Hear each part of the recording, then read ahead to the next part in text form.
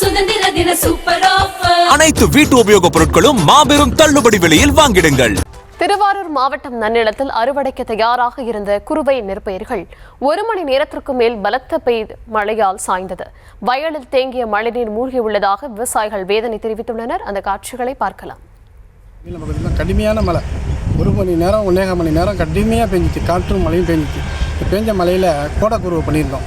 கோடக்குருவைன்னா போர் சப்ளையே ரொம்ப கஷ்டமாக இருக்குது சார். அதாவது கடுமையான வறட்சி நேரத்துலையும் போரை நம்பி விவசாயம் பண்ணோம். கோடக்குருவை அது இப்போ அறுவடைக்கு தயாராக வந்துருச்சு. அதாவது இன்றைக்கி நாளைக்கு அறுவடை பண்ண வேண்டிய பயிர் கடுமையாக சாஞ்சி எல்லாம் கீழே சாஞ்சி மேலே தண்ணி நிற்கிது.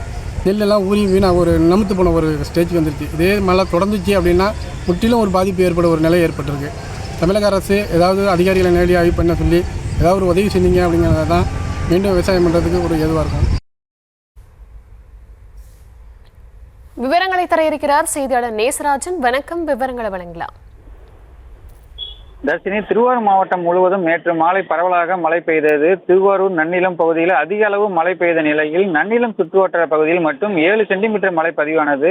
இந்த சூழலில் நன்னிலம் அருகே ஆண்டிப்பந்தல், சன்னநல்லூர், மாப்பிள்ளைக்குப்பம், பூந்தோட்டம் மற்றும் அதன் சுற்றுவட்டார பகுதிகளில் அறுவடைக்கு தயார் நிலையில் இருந்த கோடை சாகுபடி நெற்பயிர்கள் மழை காரணமாக சாய்ந்தன. தொடர்ந்து வயலில் தேங்கிய மழைநீரில் தற்போது நெற்பயிர்கள் சாய்ந்து கிடக்கின்றன. மும்முனை மின்சாரம் பற்றாக்குறை, எல்னினோ போன்ற இயற்கை மாற்றத்தால் அதிகரித்த கோடை வெயில் இவற்றால் ஏற்பட்ட வறட்சி உள்ளிட்ட நெருக்கடிகளை சந்தித்த கோடை நெல் சாகுபடியை செய்து முடிக்க ஏக்கருக்கு 25,000 முதல் 30,000 வரை விவசாயிகள் செலவு செய்துள்ளனர். மாவட்டம் முழுவதும் பரவலாக அறுவடை பணிகள் நிறைவு கட்டத்தை எட்டியுள்ள நிலையில் திருவாரூர் மாவட்டம் நன்னிலம் பகுதியில் இன்னும் ஓரிரு நாட்களில் அறுவடை செய்யவிருந்த நெற்பயிர்கள் மழைநீரில் மூழ்கி சேதம் அடைந்திருப்பதை கண்டு விவசாயிகள் கவலை அடைந்துள்ளனர். உடனடியாக வேளாண் துறை அதிகாரிகள் பாதிக்கப்பட்ட விளைநிலங்களை நேரில் சென்று பார்வையிட்டு வேளாண் துறை மற்றும் வருவாய்த்துறை அதிகாரிகள் கணக்கெடுப்பு நடத்தி பாதிக்கப்பட்ட விவசாயிகளுக்கு உரிய இழப்பீடு வழங்க வேண்டும் என விவசாயிகள் கோரிக்கை விடுத்துள்ளனர்.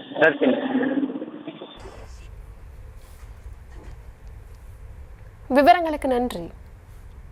சத்யாவில் சுதந்திர தின சூப்பர் ஆஃபர். அனைத்து வீட்டு உபயோகப் பொருட்களும் மாபெரும் தள்ளுபடி விலையில் வாங்கிடுங்கள்.